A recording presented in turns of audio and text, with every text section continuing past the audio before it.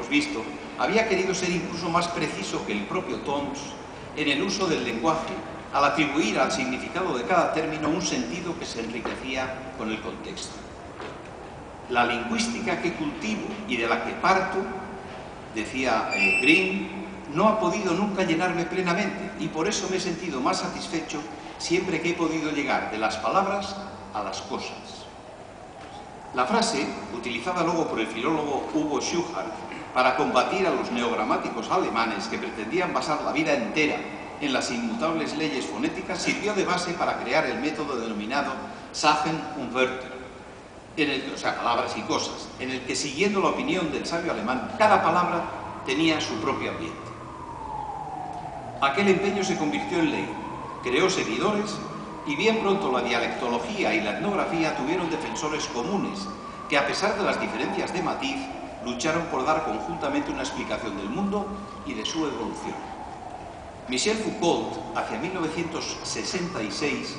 vino a aportar una nueva perspectiva a la cuestión tras confesar que en su texto, titulado precisamente Las palabras y las cosas, había tenido mucho que ver una obra de Jorge Luis Borges, en la que el escritor argentino creaba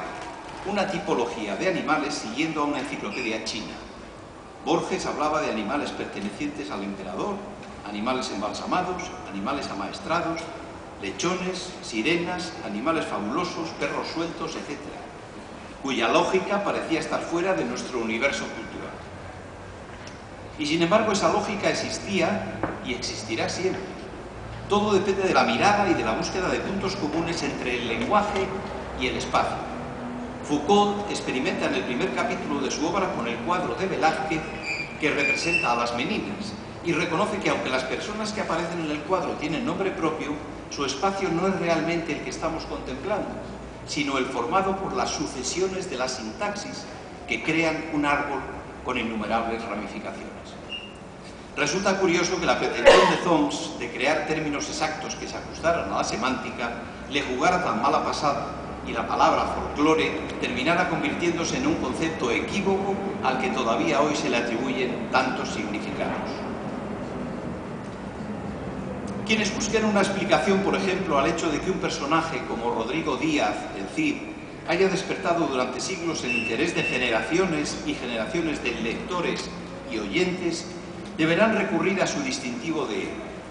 cuando el cantar se escribe, el Cid ya era famoso, y los versos que componen el manuscrito de la Biblioteca Nacional de Madrid son en realidad las nuevas, o sea, las noticias que de él se dan para quienes deseen satisfacer su curiosidad sobre el personaje heroico. El carácter del Cid y su comportamiento son, en cuanto humanos, muy cercanos a quienes se aproximen a escuchar los relatos que sobre él se van produciendo. Rodrigo suspira, sonríe, llora, sueña, se alegra y hasta reacciona de forma práctica o lógica ante los problemas que la suerte o el hado le plantea. También es mesurado, leal, valiente y bien nacido. Pero además de todo eso, lo que le da una especie de derecho que le eleva sobre el resto de los mortales es su capacidad para asumir el riesgo de enfrentarse a los conflictos, así como su virtud especial para solucionarlos. Parece casual que el manuscrito carezca de la primera página y comience con el episodio del extrañamiento del héroe de su tierra. Sin embargo, tal hecho es providencial y comparable con la estructura de muchos relatos fantásticos cuyo primer argumento es la salida del protagonista de su hogar. Precisamente el éxito de los relatos es su fórmula abierta,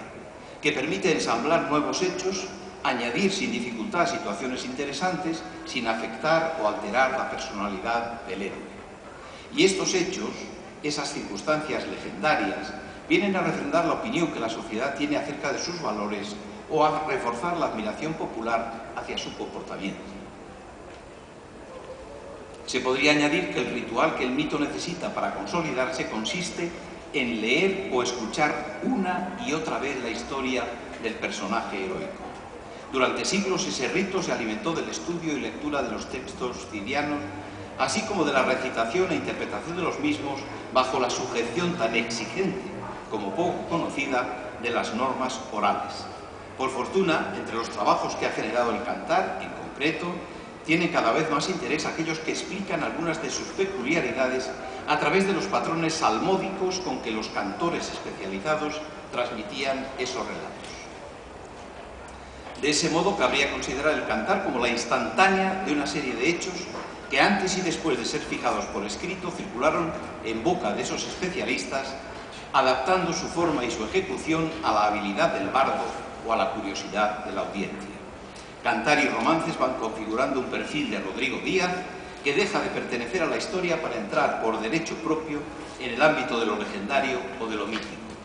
Sus rasgos se dibujan con trazos tan diversos como su pretendida bastardía o su probado arrojo, pero el carácter abierto de la historia que sobre él se urde permite que a las cualidades que se le atribuyen en el cantar, como mesura, oportunidad, madurez, honradez, se le añadan otras en el romancero, como generosidad, apasionamiento, fortaleza, discreción, sin dejar de alabar en todo momento su oficio y su condición de caballero que no solo le definen, sino que lo encumbran. Los antiguos, al tratar de justificar con historia los remotos orígenes de un personaje o de un pueblo, tuvieron el mismo problema, cuya anfibología resolvieron creando distintas categorías en las que se diversificaban las funciones. Aristóteles en su Poética escribía: la distinción entre el historiador y el poeta no consiste en que uno escriba en prosa y el otro en verso. Se podrá trasladar al verso la obra de Heródoto y seguiría siendo una clase de historia.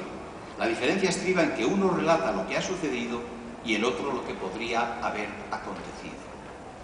Los romanos solucionaron el dilema con una dosis de la propia medicina. Quod gratis asseritur, gratis negatur,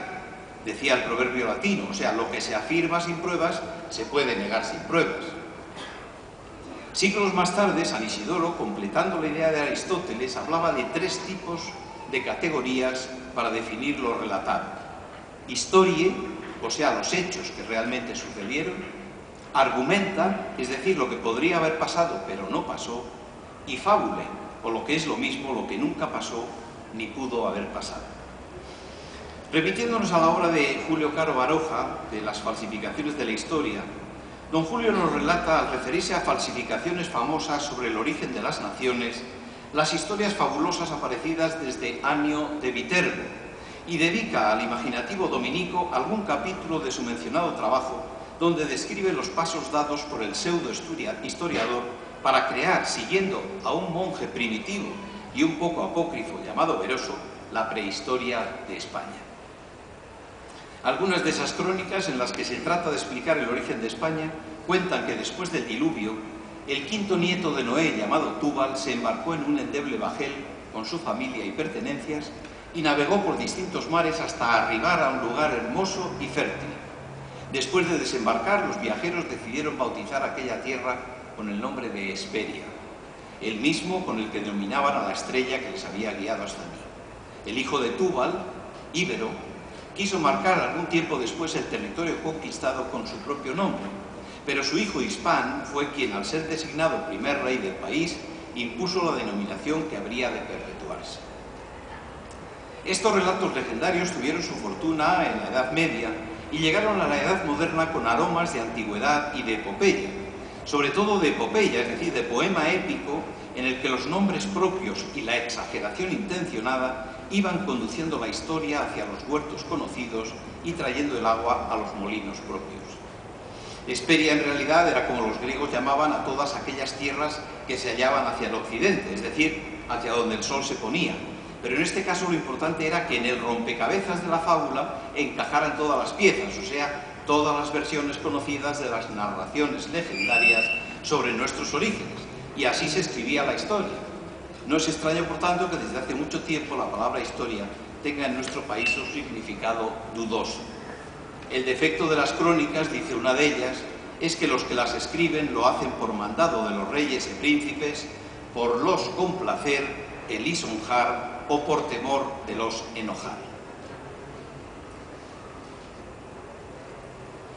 No sabemos bien, por ejemplo, si el héroe Bernardo del Carpio deja de pertenecer a la historia en un momento dado para entrar por derecho propio en el mundo de lo legendario, o si procede de él directamente a través de algunas crónicas. Cierto que algunos de los hechos narrados sobre su vida en las leyendas y los romances podían ser falsos, pero contribuían a dibujar al personaje con rasgos tan fabulosos como ambiguos en los que se apoyaba la imaginación popular para hacer su propio